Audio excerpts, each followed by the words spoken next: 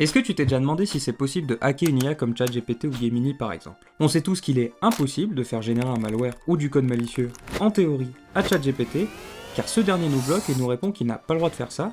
Mais d'où lui vient cette notion de droit? Eh bien sache qu'aujourd'hui, c'est l'un des plus gros défis pour les entreprises développant ou déployant des modèles, et aujourd'hui je te propose qu'on creuse un peu plus cette notion qui nous permet de sécuriser une IA, et surtout, de voir comment la contourner. Évidemment, petit disclaimer avant de commencer, car tout ce que je vais raconter aujourd'hui c'est uniquement à but éducatif, et qu'il est strictement interdit de faire cela sans autorisation. Ceci étant dit, il est l'heure de parler de prison.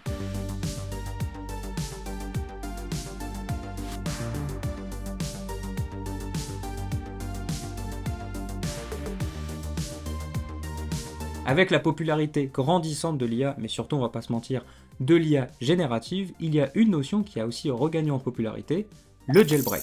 Alors peut-être que pour certains d'entre vous, entendre ce nom, ça vous a rappelé des souvenirs pas si lointains de ce moment où on essayait de jailbreak notre iPod sous iOS pour installer des jeux craqués dessus. Mais du coup, c'est quoi cette notion de jailbreak? Eh bien quand les constructeurs ou les éditeurs de logiciels développent ou créent quelque chose, ils sont parfaitement au courant qu'il va toujours y avoir des petits malins pour essayer de détourner l'usage de leurs produits. Alors pour lutter contre cela, les éditeurs vont mettre en place des mesures de sécurité visant à réduire un peu les capacités de leur solution pour notamment contrôler son utilisation. En réalité, c'est un peu comme si vous avez créé une voiture qui allait à 300 km/h, mais juste avant de la mettre en vente, vous décidez de la brider à 130 car vous êtes parfaitement au courant que les gens ne sont pas vraiment ce qu'on peut appeler raisonnables et qu'il ne faudra pas très longtemps avant que vous vous retrouviez dans une controverse. Du coup, au final, ça ressemble un peu à une mise en cage de votre produit dans un environnement que vous contrôlez, et comme c'est restrictif, cela ressemble à une prison. Et c'est pour cela qu'on parle de jailbreak, ou d'évasion de prison en français, car on essaye de faire sortir notre iPod de la prison qu'a créé Apple pour lui,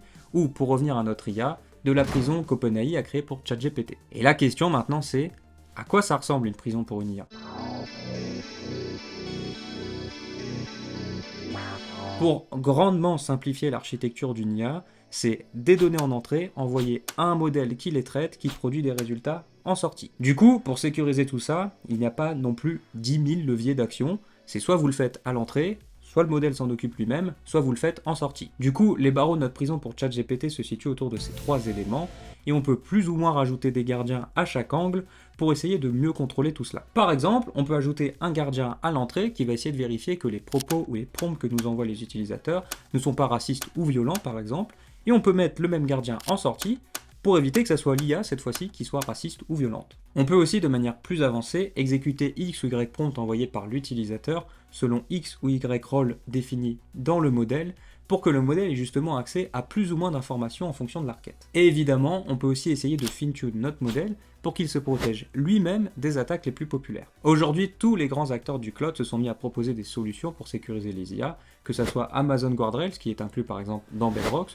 ou du côté de Vertex AI chez Google avec Check AI Safety, où ça a dû leur prendre à peu près 2 minutes pour trouver ce nom-là, ou encore l'Akera AI, dont on reparle juste après. D'ailleurs, l'une des premières étapes pour sécuriser les IA, c'est pas forcément d'aller acheter ces solutions, mais plutôt d'abord de faire un tour du côté du top 10 de l'OWASP LLM, et si vous voulez des cours ou des vidéos sur ce sujet, n'hésitez pas à nous le dire en commentaire. Maintenant que vous avez tout ça en tête, comme dans la vraie vie, pour évader quelqu'un de prison, il nous faut un plan.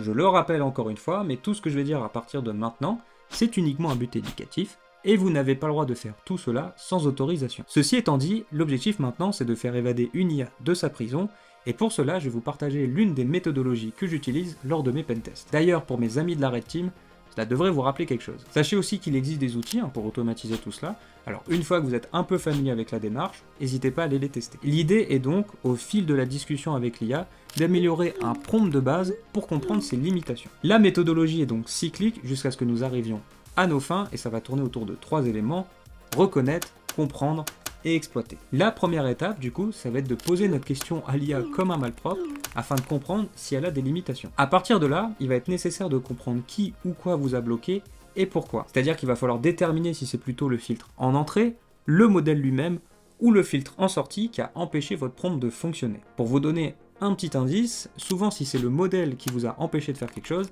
il est beaucoup plus verbeux et sympathique que les filtres d'entrée et de sortie. À partir de là, il va être temps d'exploiter ces informations pour tenter un prompt un peu plus intelligent et revenir à l'étape 1. Par exemple, vous pouvez essayer de changer la tournure de votre prompt de créer un prompt dans un prompt, de limiter la réponse, de faire croire que tout ce que vous faites n'est que théorique ou à but éducatif, ou encore de chiffrer votre instruction, ou d'indiquer à l'IA que tout ceci n'est que fictif. Au fur et à mesure de la réponse et de la discussion avec l'IA, certains prompts devraient pouvoir se dégager et c'est cela que vous devez peaufiner pour arriver à vos fins. Alors tout ça c'est de la théorie, mais justement comment s'amuser à jailbreak une IA sans en subir les conséquences?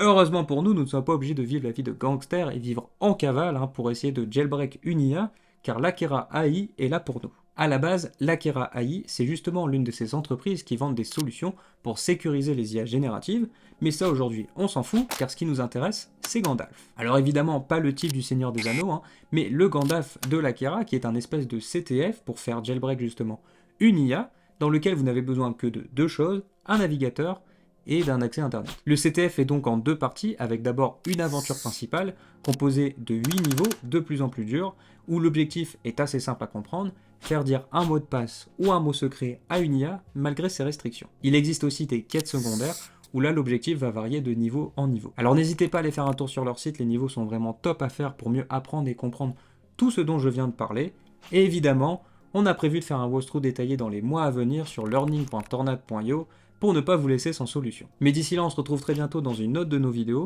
dans l'une de nos formations ou sur nos réseaux sociaux. Salut!